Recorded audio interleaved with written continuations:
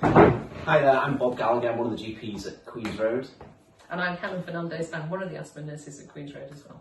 Helen, we wanted to talk today to patients to give some information about inhaler technique and asthma, didn't we? Yeah, we did. Why is this so important? Because a lot of patients are coming back to us saying that their asthma symptoms are still there despite the medication. And often it turns out that they're just not using the inhalers correctly, and that when they do use their inhalers correctly, the asthma symptoms become well controlled.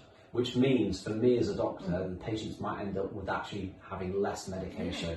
And I suppose also they're going to have less flare-ups of their asthma. Yeah, definitely. So this is really important to get right, isn't it? Yeah, definitely. You were going to demonstrate today how to use the inhaler, which should be a simple thing, and it'd be great if you could share it through.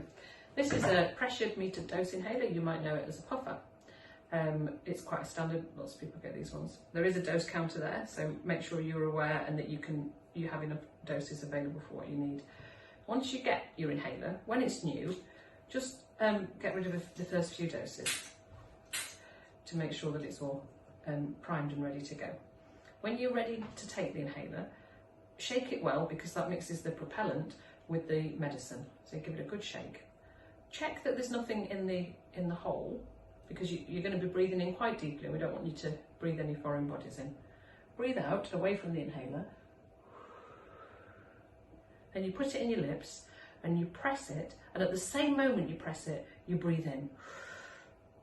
I'm now going to show you that. So I'm shaking it, checking the hole, breathing out.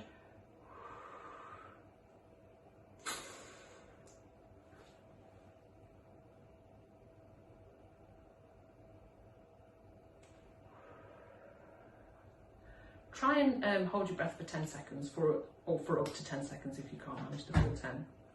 If you prescribed 2 doses, wait for between 30 seconds and a minute, and then you have your second dose.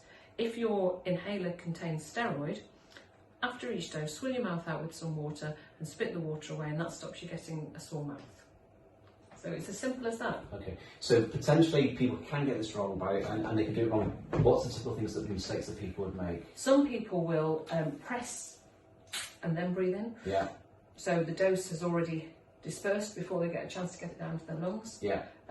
Sometimes people will just go, or I've also seen people do 2 or 3 puffs very, very rapidly together. Without the break in between. Without the break in between, and they're only going to be inhaling the first amount. Yeah. There's actually a tiny amount of the puff that goes into the lungs and is beneficial. So doing 2 or 3 all at the same time doesn't increase the amount of drug that they get into the lungs. Okay, good. So that's really, there are other types of inhalers on that people can use. Yeah. So it might be worthwhile you demonstrating at some point some of the other ones. And the other point was, if people do have questions about their asthma or their inhalers or technique, what should they do? Well, they can phone me. They can now come into the practice and have an appointment with me. We can go through inhaler technique. And there are also videos on Asthma UK that they can look at. Right, okay. And we're going to do more videos as well. And hopefully they can contact the surgery and just... Yeah. But if you think you need help, please give us a ring and we'll make sure you're using the inhalers properly. It's a common condition, isn't it? It's very common. It's easy to manage, but potentially it's quite dangerous not to manage it properly. So that's why it's so important. Okay. Good. Excellent. Thank you very much. Okay, thanks.